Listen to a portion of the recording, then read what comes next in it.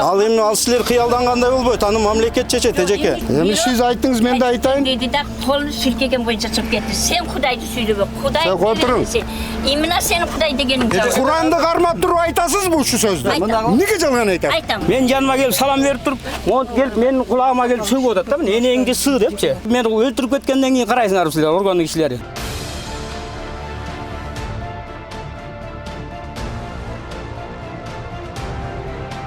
Бул качан казылган, качан бул жерге үйүлгөн ошол маселе да. Бул охранный зонага бул тарабы мисалы илине эле калып атат да. Биздин талаптарга жооп берет, жооп бербейт деген. Нарушение болгонбу, болгон эмеспи, жаңы казуу иштери жүргөнбү, жүргөн эмеспи? Ошол жерде мыйзамсыз иштетип жатабы же мыйзамдуу иштетип жатабы?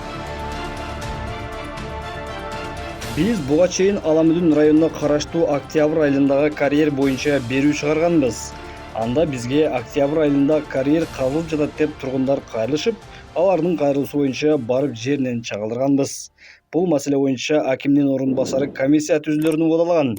Бүгүнкү күнү комиссия түзүлүп, алар көйгөйдү жеринен барып көрүштү. Мындай көз караш менен караганда жакын арада иштетилген эмес. Муну биз турган жер мурда чогултулган кум шагыл болуп атат да. Анан аны эми Google'дан деле көтөрүп карап койсо болот, кайсы жылы кандай болуп турган, ар бир жылын коюп турупчу. Анан негизи судан откажение берет экен да. Судан мен ойлогом да, тиги суунун ичине кирип кетет го десем, судан эме берип атат да, берчи. Суунун зонасында охранный зонасы болот да. Бул охранный зонага бул тарабы мисалы илине эле калып атат да, охранный зонагачы.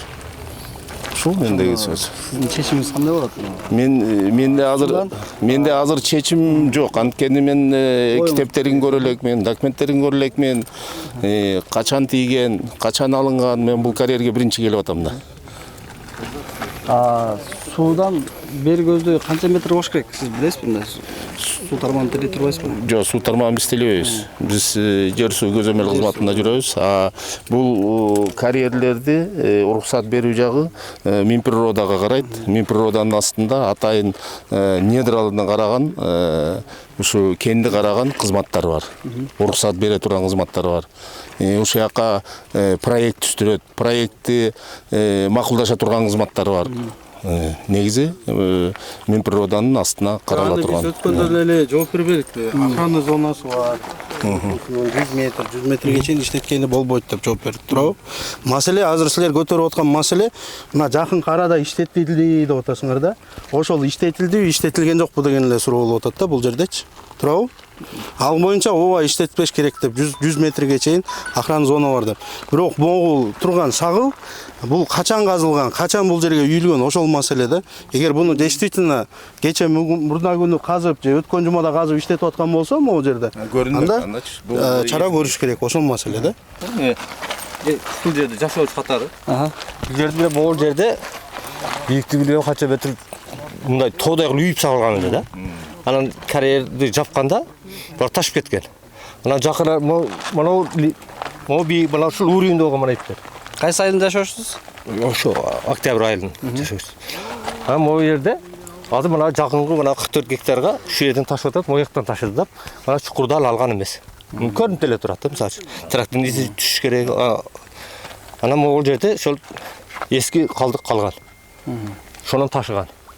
Мен бул жерде жашоосуз катары ошол жерде айыл кеңешинин депутатымын. Эми болгон окуяны айтайын дедим. Мен дагы эле ошол жака суу кирип кетпесин, эл сразу бизге жалып кылат да. Депутат кайсы карап атасыңар мындай. Анан мен көз карашым боюнча деле мына ушу иттер алыныптыр. Мына уровень ушундай болгон энди. Анан мына иттерден ташыган. Бирок булар чукурга түшкөн эмес. Өзүңөр да көрүп турасыңар. Дарыянын угу азыркы учурда өзүңүздөр көргөндөй эле. Булар жанагы эместен Эми бул менин оюм, өзүмдүн пикирим. Эч кандай азыр бул жака коркунуч жаралбай эле да негизиненчи. Азыр кайтып кеткендей элечи. Андан сырткары ушу жанагындай эле мына бул жактардан эле бир аз ушу үстүнөн алган экен. Бул боюнча уруксатты мисалы үчүн казылсын же казылбасын деген эмени бул МЧСтин компенсация эмесине кирбейт да. МЧС то есть бул жака уруксат бере албайт. Мисалы үчүн карьерди иштеткиле же иштетпегиле. деп эметкендичи. Кандай коопту жаратат деген бул менин компетенцияма кирбейт негизичи. Буну деген өзгөчө кырдаалдар министрлигинин мониторинг департаменти бар. Ошолор келип, ошолор чечим чыгара алат да. Бул жер действительно кооптуу же кооптуу эмес.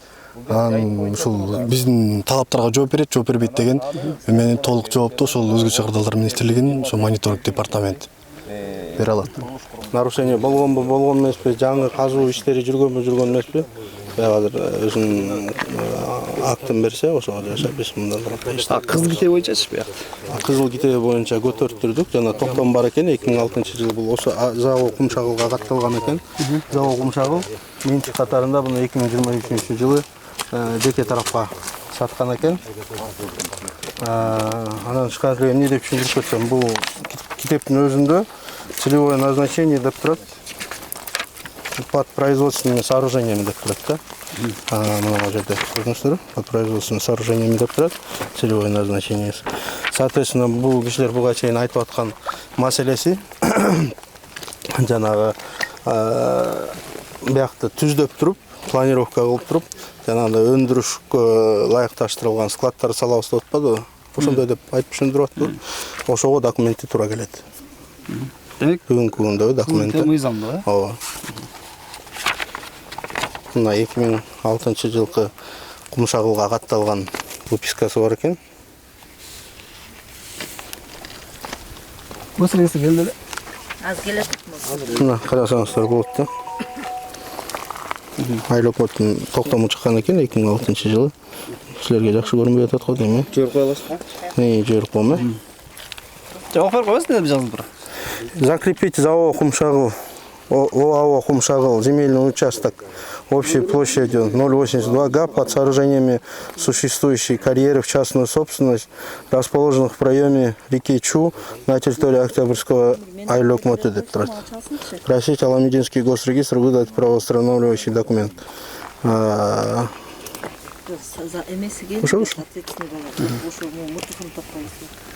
Ушундай токтом чыккан экен оңдо.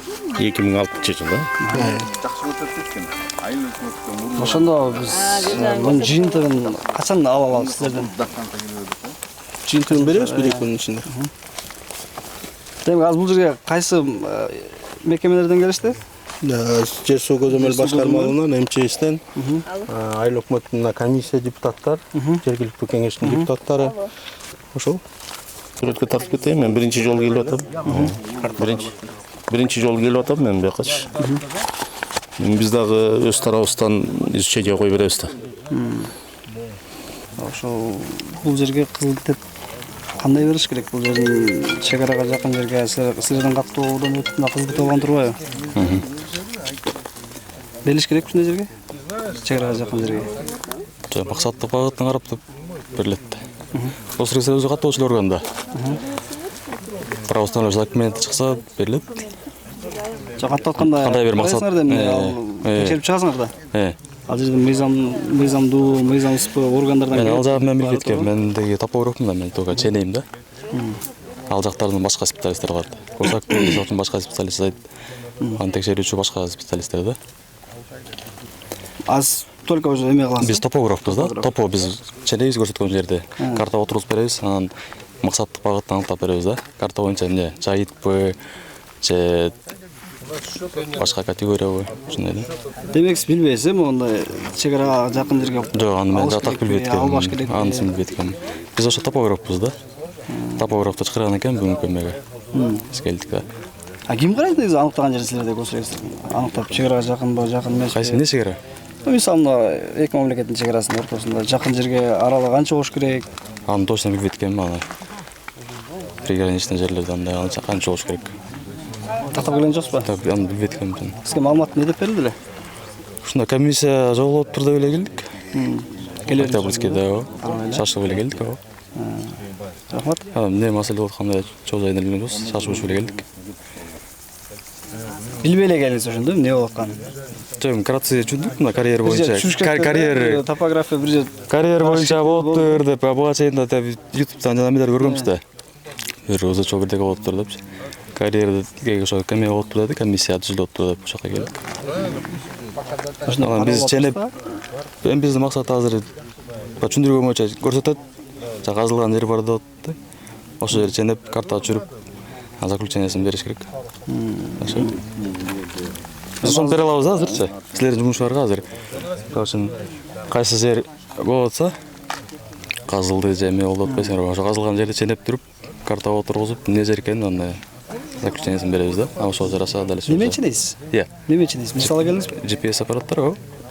Өзүңүзгө келиңиз да, ошо деп атпаймынбы? Мен биринчи жол жайын көрбөй эле. Карамды эле санайт окшойт деп ойлоп атпаймынбы? Рахмат анда. Спутниктүү аппараттар бар да атайын. Комиссия ушул эле айылда мурда казылган деп дагы бир карьер боюнча таанышып чыгышты. Тарас аят берсең. Бул жерде Мына эмне болобуз? 3 жыл мурда айылдын жолу болбой калган, бузулуп, мындай оңгул чалкырсы болуп, ошол айылдын жолуну шагал төшөп жок дегенде, тегиздеп коелук дегенден, анан айыл кеңешке сессиянын чечими керек деген айыл өкмөтү. Анан канчалык мыйзамдуу, мыйзамсызын билбейбиз биз. Анан колдоп берейик деп депутаттар кол коюп колдоп бергенбиз. Анан бир машина зарплатасыга өздөрү сатып алсын деди. Бир машинаны айылдын деме октябрь айылга төгүп турсун деп. Ошонтип чечим чыккан. Анан айыл өкмөтү өзү контроль кылып, канчалык ташыган, аны биз эсебин билбейбиз.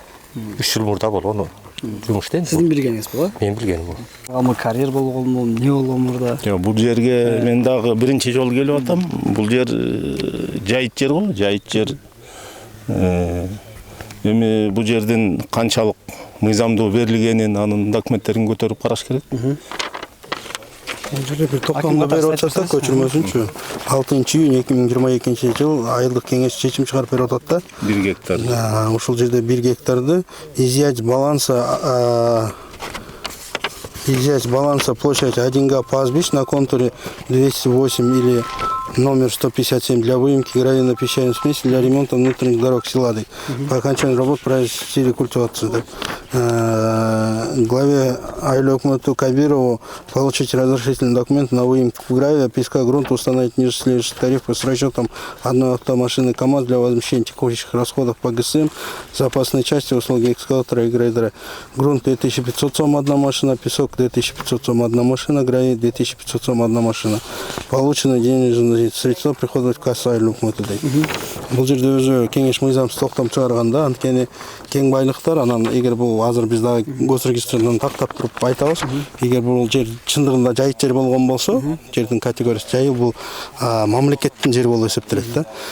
Орусчасынан айтканда исключительная собственность государства деп коет. Жайытты айыл өкмөт башкара албайт. Же жайытка тийиштүү кандайдыр бир чечим чыгарып, аны баланстан баланска отургуза албайт. Жайыт деген бул атайын өзүнүн мыйзамдары менен башкарылат да. Анан тышкары бул жерде мында казуу иштерин жүргүзүү үчүн биринчисинен көөлүк алыныш керек эле, свидетельство алыныш керек эле. Эгер 2 метрге чейин каза турган болсо, 2 метрден ылдый каза турган болсо, ошондой эле лицензия алыш керек эле. Андай мен билишимче бул жерге документтер жок экен. Азыр биз мына жер суу көзөмөл башкармалыгы менен бул жердин багы чыгымдарын эсептеттиребиз, анан органдарга өткөрүп беребиз бул боюнча. Ким болгон дейсиз?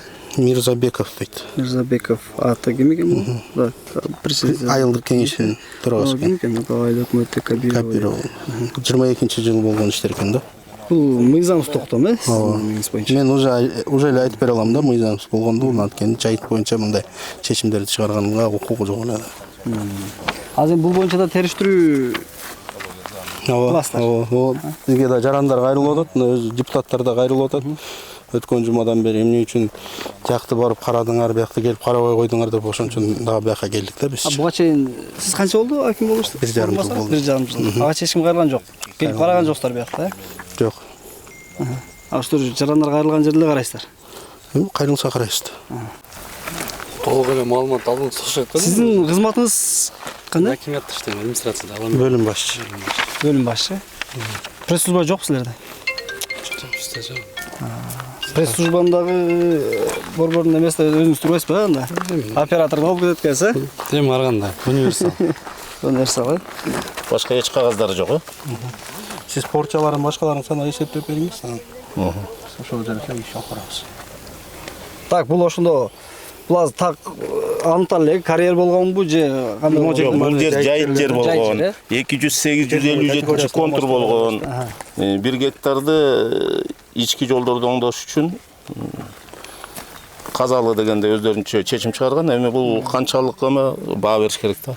Канчалык туура касышкан, текшерүү органдар эми баа бериш керек болот. Баа бериш керек. Ал арада бизге кайрылган жашоочулар келип, алар кайрылган маселе боюнча тийиштүү жетекчилердин жоопторун угушту. Райондук мамлекеттик администрациядан келишти, экологдор келди, госрегистрдан келди, баары комиссионный сиздердин арыздын негизинде жеринде карап, эми жыйынтык чыгат буюрса. Баары изилденип атат, каралып атат. Канча күндө каралды? Жыйынтык чыгып чечим чыкканда сиздерге Ошо 3 маселе боюнчабы, бар боюнча? Баардыгы боюнча. Себеби биз мурдагыда сизге билесиз да, арыз менен кайрылганбыз, барганбыз, жер боюнча, 55 гектар жер боюнча. Ошондо 14 күндө карап берем дегенсиз да, анан уже көп болуп кетти. Ошон үчүн анан журналистти чакырганга да туура келди.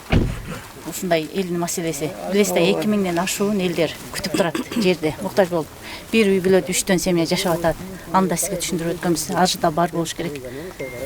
Ошол маселени биз ушул сиздер келгенде мен түшүндүрүп айткам, сиздер ошол 55 гектарды биринчи аэропорттун кат жазалы, уруксат алалы, эгер берсе, биздин да кызыкчылык, биздин да кызыкчылык ушу элге берели, 2000ден ашык арызы турат, сиздерге берсек, биздин да көйгөй чечилет деп айткам, бирок деген аэропорттон биринчи катта эме деп жазылып келди, отказ берилсин, бул өтө эле аэропорттун чек арасына жакын деп. Анан ал жерде контур туура эмес жазылып калганда кайрадан оңдоп туруп жөнөттүк.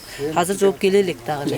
Келсе эле сиздерге билдирем мен. Ошо сиздердин маселе боюнча органдар өзү карап териштирип анан кийин сиздерге жооп берет расмий түрдө. Ошо биз ошондой жоопту эми кечиресиңер, биз канча жол күттүк. Жылдап күтүп келатабыз. 2019-дан бери күтүп келатабыз. Бизди түшүнгөнү бар, түшүнбөгөнү бар да. Ушул эле баягы эле эмелер неге жүрөт, неге самсаалашат, эмне күтүп турбай, биз күтүп уже чарчадык. Бизди уккан бийлик жок. Биз акимчиликке канча жол бардык. Мына кече эмеге бардык, сиздер болсоңор, Роодуга. Аламединский Роодуга чакыртты да, эмнеге чакырганын билбейбиз. Биз күнөөлүүлөрдү эмес, наоборот бизди чакырды, эмнеге чакырганын билбейбиз. Журналистке кайрылган кылмыш бекен алар мыйзам боюнча? Билбейм, айткан жок, бизди келсин деди, срочно келсин деди, биз машканы жалдап алып бардык, өзүбүз жаныбыздан төлөп эле бардык.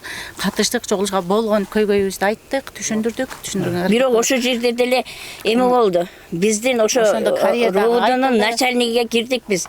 30 чакты аял болгонбуз. Анан бул жерде бизди жанакындай кылган кишилер болду.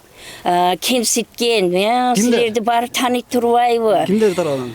Ошо Роодуда эме 10 Аделдин баласы Мирланбы эмне? Мирлан деген. Мирлан деген. 10 Аделдин баласы Роодудан эмне иши бар экен? Билбеймин. Анан кийин силерди деген баары тааныйт турбайбы? Тим эле эме экенсиңер, деп анан эме жанындагы бир аял бар. Жанында бир аял турса, ошо аялга айтып атат. Ал аял деле бизге окшогон бир көйгөйүн чечкени барган аял го деп ойлодум мен.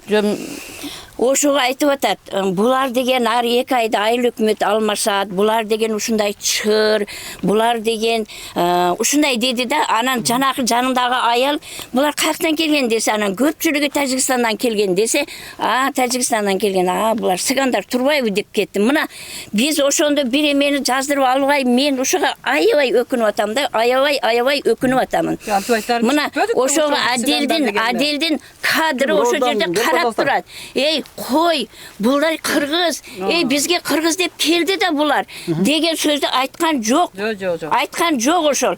Ушундай эмне деп атасың? Эмне деп атасың? Кой, антпегин. Биз деген кыргызбыз. Биз кыргыз деп келгенбиз бул жерге. Тажиктер тиякта калды. Тажиктин элде жашаганыбыз үчүн айыптар эмеспиз биз. Биз элибиз, журтубуз деп келдик да Кыргызстанга деп ыйладым мен. Ошо жерде ыйлаганга чейин бардым мен. Ушундай деп мына деле өзүнчө балам. Мен мына 70ке жакындаган апамын. Мен азыр үйдө отурупчу, небрени тербетип, намазымды окуп алып, Кудай деп, Аллага сайынып отура турган убактым менин. Мен бул жерге келе турган эмем жок. Бирок ошо элдин көйгөйү, жүрүңүз барайын, кой, канча жыл болду мына мен. Маловиши семья менмен, инвалид баласы бар менмен, 3 баласы менен, балдары менен күйөө өлүп калдык, жетим балдарды кызы менен багып отурган менмен. Мен көйгөйүмдү айтайын деп барсам эч ким укпай атат. Мына азыр 55 гектар жер боюнча акимдин орун басары Өмүрөк мырза дагы баягында жыйында айттыңыз, Бул кишиге көп жолу кайрылганбыз, билесиз да биз. Алда ыз жок. Эми ал 55 гектар жер боюнча күтө туралы? Аны өкмөт которулат. Жеке турак-жай куруу үчүн. Алга чейинки процедуралардын баары ушул айыл өкмөттөн башталып, биз аркылуу кетет. Эгер кандайдыр бир мекемелер терс корутундусун берсе, аны комиссия карай албайт. Аны сиздер да туура түшүнүшүңүздөр керек. Эгер силер кыялданган нерселер, мен кыялданган нерсенин баары орундала берсе, анда жашоо жыргалчылык болуп кетпейтпи, туурабы? Мыйзамга туура келген нерселер болот экен, мыйзамга туура эмес келбеген нерселер болот экен. Анын ичинен эми 55 гектар болбосо да башка жерден деп мына 27 гектар жерди таап атабыз. Ошол ал силер кыялдангандай болбойт, аны мамлекет чечет, эжеке. Кайсы жер берилет, кайсы жер берилбейт, аны сиз айткан жер эле бериле берсе болбойт да андай. Айтып атпайсызбы? Туура келе турган нерсе бар, туура келбей турган нерсе бар мыйзамда. Ошонун башка жолун таап ал деп мына айыл өкмөт менен сүйлөшүп, азыр 27 гектар жер таап атабыз. Ошол маселени биз жылдыралы деп атабыз. Бул 2000 адамга жетеби экен ошол азыр ошонун нерсе. 2000 адамга жетсе да жетпесе да ошол 27 гектар эгер мыйзамга туура келген болсо, канча адамга жете турган болсо, ошону бөлүштүрүп бергенин аракетин көрөт айыл өкмөтү. 55 гектар дагы 55 гектар мамлекеттик фондунда жер турабы? ФПСтин жери да. Анан элдер аны неме кылып чыкканда соттон, билесиз да. Бир эмес 3 жолу соттон чыккан. Жакшы болот эле. Айтып кетсем, кечегинде бизди роодуга действительно бардык, чакырды биз. Ошол эмне болду, эмне себептен чыктыңар? Сокол медиага дегенден биз болгон окуяны айттык да. Барсаң итче кабат, неме сотрудниктериңиз тажиктер деген сөздөрүнү мен бир канча жолу өзүм кулагым менен уктум. Аны баштаганда эле начальник роуда айтат, аны көпчүлүктүн ичинде айтпаң дейт. Ана мисалы үчүн көпчүлүктүн ичинде айтпай, элди кемсинтип ал айтса жарашат, анан бизге болбойбу? Экинчиден биз эле сүйлөсөк оозубузду жаап коюп атасыздар. Сыртка чыксак, мына сиздин эле алдыңызда айтылган киши Мирлан деген киши. Ошол жерде отурат. Мен айтым, коюң, эже сүйлөбөй эле коюңчу десем, сен кимсиң, сен антип айтканы деп мени угрожать этет. Колуңдан келгенин кыл дейт. Разговор бар, мына бүтүн жазып. Ошол жерде бир аял менен отуруп, экөө сүйлөп отурат дагы. Мен айтат, булар ушундай экен дейт. Сизди айыл боюнча билет экен дейт. Мен айыл боюнча урлук кылганым жок, же бирөөнүн акын жеген жок. Мен чындык үчүн чуркап жүрөм. Дайыма. Токтоп туруң, мен айтып коеюн. Жок, сизди милиция кызматкери. Ошо сиздин алдыңызда турган ончу Аделмин деди. Жазбайбыз, айланайын, арыз жазып. Бул баягы улуу таралык кастык оозтуу болуп саналат да, мисалы. Туура. Бул боюнча сиздер ошол Мирлан деген мырзаны кармап, же бир мындай териштүү бизде Мирлан деген милиция кимиси болду экен? Онча Аделмин сиз менен чогуу турду, экөөңүз катнаштырдыңыздар эмеде. Ана мага ал киши мага айтты. Ал мага айтып атпайбы, сизди эл боюнча билет. Сиз экөөңүздөр жанаша турдуңуз, азыр тааныбайм деп. Мен сиз менен сүйлөшкөн жокмун. Сиздин жаныңызда эмедин начальниктин алда турду го. Жок, Мирлан деген опер 10 отдел дегенде айтып атам. 10 отделдин опер кызматкери бар.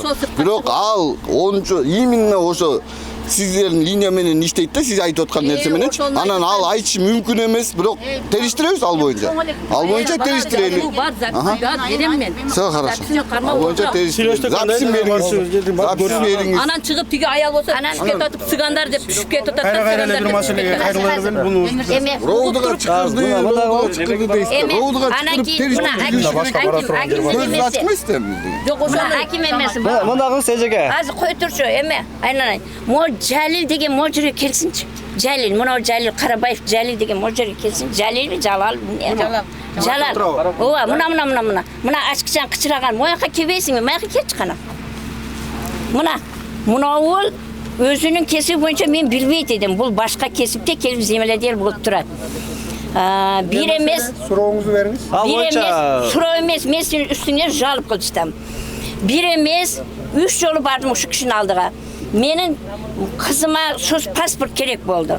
Соц паспортты алып, ошонун комиссиясынын бирөөсү ушу кишини жазыптыр. Жанагы берген кыздар.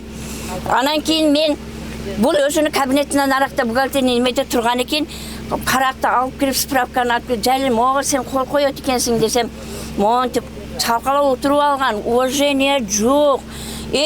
Тым эле айтасың. Мен чыгып кетип атканда көрсөттүңүз кагазын. Ыргыткан ким коя тур. Ой, Кудайды дебечи, шу именно сен Кудай дебечи. Шул башка айтса десең Кудай. Жанакы справканы монтип алып барсам, мына ыргытып ийди. Анан кийин ай дедим да алып топтоп ey бала. Кой мынага колду десем койбоймун деди. Ыргып ордунан турду. Ушундай кылып колунан кармап калды мына. Каяка барасың? Токто десем, мына ушундай кылып колун силкип, айыл өкмөттүн ар жактагы темир тепкичи менен түшүп кетти. Мен аяктан башым тигилен түшө алган жокмун. Кайра чыркап бияктан чыксам, машинасына отуруп алып, кычыраган боюнча кетип калды. Так айтсаңыз, бу жакта баягы жетекчилер, мамлекеттик кызматкерлер да болду. Ооба. Так айтсаңыз, бүтүрөлү. Ал боюнча эже, ана коюптур. Эжеке, ал боюнча сиз арыз жазып беришиңиз керек. Жазгам. Ал кайсы күнү болгон, кайсы жерде болгон, ошонун баарын таксаттап жазып берсин. Жазгам, мен жазгам. Айыл өкмөт башчысы жазгам. Мен жазгаммын. Жалил дагы жолдо көрсөтүп түкүрүп коюп мени колунан келген кыл дегенде кылып жүрөт. Арызыңыздын арыз жазыңыз. Элди тыңшаган эч ким. Арыз карайсыздарбы жазган арыз боюнча? Арыз жазсын. Сүйлөй турган бизде сөздөр бар да, сүйлөп алабыз. Сөз кетип калды, мен болгон. Айтайын. Бул киши келди, мен шашып чыгып кетип атсам, мага кол кой деди. Баягы сол семе боюнча. Алдыңкы тескемени мен комиссияга кирген жөнүндө во-первых көргөн жокмун. Экинчиден бул кишинин баягы социальный положениеси үй жагдайга мен комиссия менен мени чакырган жок, барып көргөн жокмун. Эмнеге мен кол коюшум керек экен? Кайсыга кол коюшум керек экен? Көрбөй туруп эле. Монтуп тартып алып туруп кол кой дейт. Мен айттым, мен көрбөгөн нерсеге кол койбойм. Шашып кетип аткам, комиссияга чакыртып аткам. Шашып деген жоксуң. Чуркап кеттим эже. Деген сөздү айтпасың сен. Бар дедің, кішіне көргені білбейм, ол енеңді деді, мені атаңды деді. Эми сиз айттыңыз, мен де айтайын. Деді да, қолын сілкеген бойынша шығып кетті. Сен Құдайды сөйлебе, Құдай деген сен. Именно сен Құдай дегенің жауап. Құранды қармап тұрып айтасыз бұл şu сөзді? Неге жалған айтасыз? Құранды алып келем қармайсыз. Тәжік деген сөз жиз мен аузымнан шыққан емес. Иманыңарды жеп бүтіп тұрсыңдар. Ушинтип айтам мен. Көчөйүнөн чыккан мен. Көчөйүн кандай болду? Көчөйүн Кандай кылабы азыр эми мунун баарын? Жок, байке, сиз эме мыйзам чегинде сүйлөсөңүз. Эки тараптын ызычусын териштире берсек, убакыт көп кетип калат. Мында болот. Комиссия түзүлдү, карьерлер боюнча жыйынтыгын көрсөтөт. 55 гектар жер боюнча өзүнүн процедуралары бар, процедуралар боюнча иш кыласыздар. Жок, мен сүйлөп коеюн. Ооба. Мен сүйлөй турган сөздөрүм бар да. Мен могу карьер тууралуу айтышым керек да. Мен өткөндө үйдө отурсам бир киши келди. Мен бакытмын дейт. Мен берликтен болом. Мен жогору жакта кишилерим бар. Сен эмне каршы чыгып атасың? Сенден башка эч ким каршы чыккан жок. Мен кыз жериңди кызып жүр дейт. Мен сага көргөзөм деп мени келип коркутту да, үйүмө келипчи. Анан айтат, мен дейт, тойчулук кылышмак эмес дейт. Бул жерди казып аткан мен казып атам дейт. Мен начальникмин дейт. Анан кийин биз эме менен бардык. Булар менен барды да, журналисттер менен бардык. Журналисттер менен уккан жоксуз, башынан айтып берейинби кайра? Анан кийин журналисттер менен барганда ошол Бакыт деген чыкты. Бакыт деген чыгып айтып атат. Мен бул жерде управляющий ишилемин, кылыч тойчулук кылышбектиги бул депчи. Бул эки сүйлөп жатат да. Менин үйүмө барып коркуткандай акысы барбы? Мына органдын кишилери турасыңар. Бирөө келип мени коркуткан акысы барбы? Эч акысы жок. Мен прокуратурага барып жаздым, Аламинский районго. Карадыларчы. Ана Чуйский прокуратурага барсам айтты, робудуга барып жаз деди. Сен өзүң личный эмең менен деди. Мен барып робудуга барсам кабыл албай койду. Тубанбаев деген бала экен. Мен сиздин арызыңызды албайм деди. Мен эми прокуратурага Чуйскийге барып жазам эми. Аз күндөчү. Эмне үчүн орган карабай атат ушул нерселердичи? Бизди коркутуп азыр мына бул эчтек эмес. Мени азыр үйүмө барып туруп коркутуп, үйдөгүлөрдү коркутуп, мени өлтүрүп кеткенден кийин карайсыңар силер органдын кишилери. Азыр мени деле коркутуп жатышат азырчы. Ким коркутуп? Мына жана тойчулук Кылычбек байыбына биз барсак мына, булар менен барганбыз. Мен жаныма келип салам берип туруп, монт келип менин кулагыма келип сөгүп атат да, энеңди сы депчи. Ана мен айттым, мына элдер угуктурат дедим. Мен ушул үстүңөн жазам дедим. Мына элдер угуктуратмын. Байке, атыңыз кимсиз? Улукбек менин атым. Улукбек байке, ошол боюнча келип арыз жазыңыз. Жазам мен. Мына тергөөчү кабыл алды. Кабыл албай атпайм. Мен робудугачы. Утурсаңыз мен робудуга бардым. Аламиндечки робудуга барсам, жана кабыл алган киши жазып алды менин фамилиямдычы. Анан үстүнө чык деди, Тубанбаев деген бар деди. Ошого алып кайрыл деди. Мен кирсем айттым, эмне вопрос менен келдиң деди. Мен ушундай карьердин вопросу менен келдим. Мени ушундай бирөө коркутуп жатат десем, мен сиздин эмеңизди кабыл албайм, бар чыгып кет деди. Мен чыгып кетип калдым. Мен эми Чүйүскү прокуратурага барып жазам мунусу. Чүйүскү прокуратура. Ооба, болду, мен жазган уктум, бирок силер коргоп беришиңер керек да, туура. Адамдын укугун коргошуңар керек да, туура. Силер коргоочусуңар да, туура. Мен барып Туганбаев мен разборка кылайын, мен бир тарапта айта албайм. Эмне болгонун, кандай болгонун айта албайм. Мен барып туруп Туганбаев тергөөчүнү чакырып, эмнеге арызын албай койгонсуң деп сурайын биринчи. Анан сизге татак жообун айтам. Укук коргоочу, мына мисалы үчүнчү, укук коргоочусуңар сиздерчи. Мени барго, мени өлтүрүп кеткенден кийин анан карайсыздарбы? Азыр деле коркуп жатат азырчы. Айке, азыр мындай чогуу баралда ошо арыз жазыңыз. Машинама салып алып сизди алып кетейин. Барып арызыңызды кабыл алайын, анан арызыңызды чечимini кабыл алабыз. Сизди мен өзүм машинама салып алып кетейин азыр. Арызды кабыл алган кызматкер боюнча да. Ал боюнча да арызды алып алабыз. Бул акырга жетсин. Ишким акырына жетпесе болбойт. Элдерди кордош башталды уже. Элдерди кордолуп атабыз биз. Кереги жок. Бул болбосо үнүбүз жеткен жерге чейин барайлык. Үнүбүз жеткен жерге чейин. Паспортун салып алган. Барыш керек уже болбой калды. Аз убакыт калды. Акимчиликке канча жол бардык, көп жерге арыздандык. Айыл өкмөтүгө деле арыз таштадык. Эч бир жыйынтык жок да.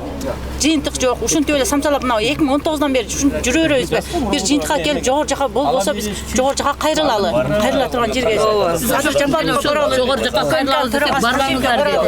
Барбаңыздар деди. Мына именно ушу болот. Барбаңыздар, каяка барасыздар? Митинг уюштурбаңыздар деди. Митинг эмес, бул митинг мисалы элге эме каршы неме кылат. А биз өзүбүздүн көйгөйүбүздү айткан. Бул азыр тийиштүү жетекчилер эми өзүнүн тийиштүү кишилерге кабыл эгер анын мыйзамдуулугун караштырып эгер толк жок, бул жак толк жок.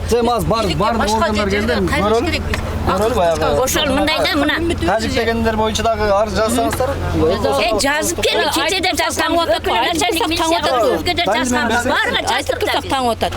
Анан кийин эме Мен дагы бир кошумча ошо элдер жанында туруп айтып коечу. Эмне турмуш анда? Сиздер апалар, эжелер, биздин тургундар кайрылып атат. Булар мен жаңы биз 2 ай аймак биригип реформа болгондо келип көйгөйлөрүн айткан. Бул айылга эмне керек экенин, ар бир биякта 5 айыл бар, 5 конуш бар. Ар бирине келип элдерди чогултуп сход кылып элдик жыйын кылганбыз. Кимде эмне көйгөй бар бул айылда анткени таанышалы деп. Анан ар бирин жазып алып биз протокол менен четинен ошону баягы кайсы иш жеңилдигинен баштап колубуздан келе турган иштерди баштадык. Эң биринчи эле МТФнын эли ушундай өзүңүздөр көргөн эл ушул жашаганга мүмкүн эмес, сасык, баягы таштанды деп биринчи ошондон башташкан. Таштандыларды алдык, Кудайга шүгүр. Жолубуз жүргөнгө мүмкүн эмес, балдарыбызды мектепке, бала бакчага алып барганга мүмкүн эмес деген жолдордун баарын түздөп, шагылдарды колдон келишинче төшөп, грейдер жүргүзүп аны кылдык. Азыр мына детский площадка балдар аянтчаларын сиздерге мына 7 жерге балдар аянтчасын заказ кылдык азыр. Алар келет. Анан мен жана бул мисал кылып айтып аткан себеби баягы колубуздан келген эмне жумушту аткара ала турган нерсени четинен баштадык. Мен бул айылга айыл өкмөт башчы болгонума мына 4-эле ай. Москва бир күндө курулбайт экен. Жана эжелер айтып аткан нерселерди колдон келишинче чечкенге, конечно, аракет кылабыз, бирок баарын бир күндө же 2 күндө, бир айда чечилбейт экен. Сиздерге мына калыстык үчүн журналисттерге деле айтайын. Мен мунун баарын угуп, четинен изилдеп, жардам бергенге даярмын. Бирок бир күндүк иш эмес экен да. Мен колуман кайсы жумуштар келсе, эмнелерди кыла алсам, ушул айыл каралбай калыптыр. Ушунча жылдан бери дотация да болуптур, акчалары жок экен. Бир керек болсо бала бакча жок экен, ой, балдар аянтчасы. Бала бакчанын абалы өтө начар экен деп ушу эл үчүн болгон жумушту кылганга даяр болуп эле турам да азыр. Бирок колдон келген нерсе четинен чечилип келатат. А жанагы сиздер айтып аткан ушу 55 гектар гана кичине созулуп атат. Ошо аэропорт катын берсе, эгер жакшы жакка берсе положительный, анда буйруса ал чечилет.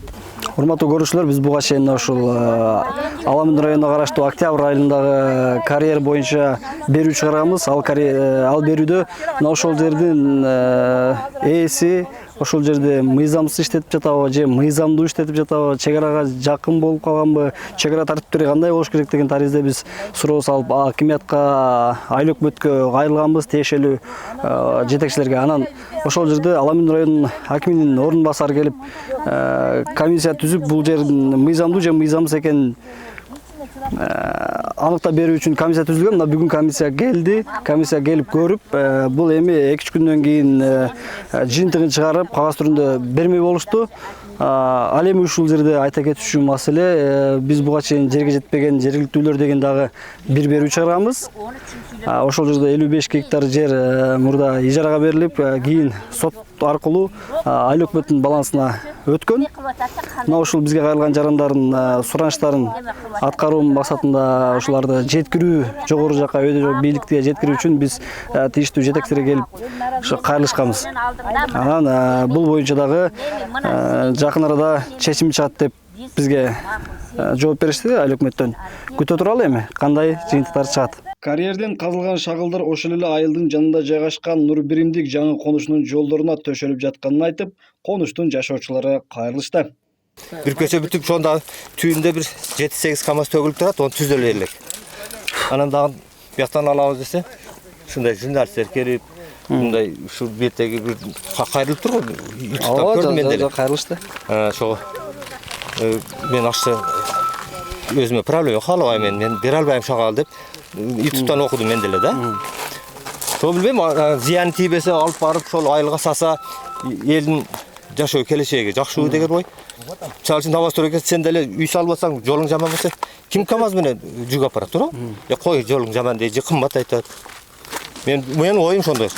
Анан эми карапайым элге бир жардам болсун деген эле ой да айыл өкмөт. Бул айылда жанагы депутат агабыз айтып кеткендей, эмне үчүн көп жылдан бери участок берилип, бирок жол жазалган эмес, свет жазалган эмес деген себеби бул айыл өкмөт дотацияда турган. Булардыкы жанагы защищенный статья деп коет, айлык, майда чүйдө иштерден башка, свет, ошондон башка эч нерсеге акчалар жеткен эмес да. Ошондуктан булардын ошол Нур Биримдик деген 44 гектар жердин жолу жазалбай келген. Анан мына быйыл административ территориалдык реформанын негизинде 2 айыл аймак кошулуп, эми азыр бюджетинде өзгөрүүлөр болот, бирок быйылкы жылы план социалдык экономикасында киргенде бул айылдын жолу кирген эмес. Ал жердин жол жазалары кирген эмес да. Эгер кийинки жылы ашыкча акча болсо, ал жер планга киргизилет. Бирок элдин кыйналган көйгөйүн, элдердин кайра-кайра арыздануусун баягы угуп, бул жеке ишкер өз эле мен ошол өзүм иштеп жүргөн убакта ошол жерге жардам берем деп айттым эле, мен ошон үчүн төгүп берейин дегенде биз каршылык көрсөткөн жокпуз. Эгер мыйзамдуу болсо, эч жерде казбай, тийбей, просто эле үйүлүп турган шагылыңарды төккөнгө биз каршы эмеспиз деп эле айттык да. Биз аны жер каз же мыйзам бузууга бар деп эч кандай андай айткан жокпуз да. Анан баягы карьерди көрдүңөр. Ошо карьерден чыккан шагыл каяка кетти деп сурап бердиңер, туурабы? Сол мен бияка билгенимди айтып атам. Мына жетке ташылды мына бир көчө көрүп атасыңарбы? Анан мына айыл башчы айтып атат, дагы бир 2 көчөгө төгүлгөн дейт. Мен аны көрө элекмин. Ошол менин маалыматым. Жана участок алып атканда 30 миллион берди деп атпайсызбы? Алган. Мен берген эмес, мен участок алган эмес бул жерде. Участок аласызбы? Жок, участок жок. Жана 30 миң берсе бере берген тизмеге карабай деп атпайсызбы? Ошондой башалама болуп берилген бул жер 44 гектар. Ал боюнча эмне болду? Ол боюнча неме, ким? Укук коргоо органдары буну тескиктеп неме кылган эми. Ол да Кылычбек деген айыл өкмөтү жооп берген. Ушинтип 200дөн ашык машина төктүм деп, бирок мен баягы реестрин жүргүзгөнгө ага бир кишини бекиткенге мүмкүнчүлүк болгон жок, бирок кара чолоодо тактап канча машина төгүлдү деп бул жерге старостабыз бар. Ошондон сурап коюп аттык. Жалпы бул жол менен ушу 200 машина төктүм деп атат да. Жок, бул жагы 20-30 машина келген жерде. Жок, мындай түздөлгөн. Биягынын баарын уже грейдер менен түздөшкөн, ушундай төгүлүп тургандычы. Андан сырткары мындайынан дагы көчөлөрдүкү төгүлгөн. Эми айтып атпайсызбы, бул жерге светти ким киргизип берди, суу чыгарылганбы? Суу бар. Ким чыгарган? Бизге чейин бар экен.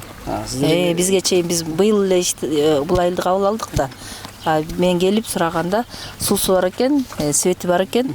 Ошо жолу проблема экен да, жол көйгөй экен бул жерде. Гүлкай жайсыз, бул аэропортко аралыгы канча болуп атат экен? Аралыгы точно канча экенин билбейм, бирок биздин азыр мындан ары карай бугайны багыш конушу бар. Бишкекке караштуу. 55 гектар жерден мындан ары кеткен да 55 гектар жер. Ал аэропортко жакын экөө аралыгы бирдей экен да, аэропортко демек, Ал жакыныраак болуп калат го. Андан кийин бул жайгашкан, бирок бугайны багыш конушу аэропортко жакыныраак да. Макул, спонсор төгүп бериптир да бияка. Тагыраак биздин ушул айылдын башчысы Эргеш байке, сиз дагы кененирээк маалымат берип койсоңузбу?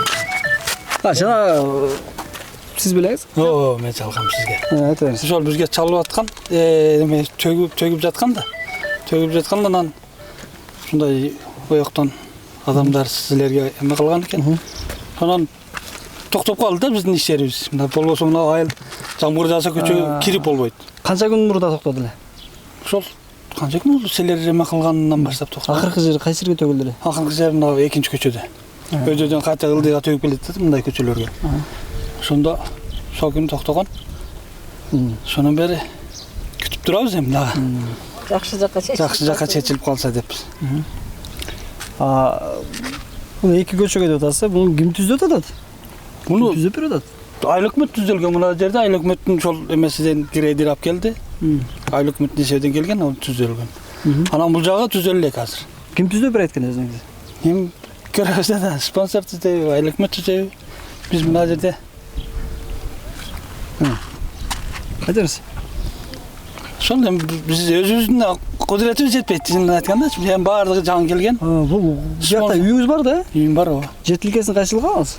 Жер тилкесин мен алган эмес, мен апамдарга алган. Ошол апам чогуу мен да азыр келет мен ушунда. Жана сатып аласыздарбы? Жок, ошол рет мен алган. 30 миңден берген деп атат. 30 миң мен билбейм, мен ошол апам менен апам эместе. Суу свет кайсы жылы жарылды эле? Суу светке да бир 2 жыл болду, 2 жыл болду. Ким чыгарды эле? Светти кылыч столбаларды кылыч алып келип бергенде мен жок болчумун ал кезде. Келдим. Ошол ушуда айыл өкмөт беле? Кылыч айыл өкмөт. Жок, айыл өкмөт эмес. Кийин алып келди. Столбаларды спонсорский кылыптыр да? Спонсорский кылган. Анан суу мында бир точкабыз бар ушул айылга. Суу куда калса болот деген үмүттөр бар. Рахмат.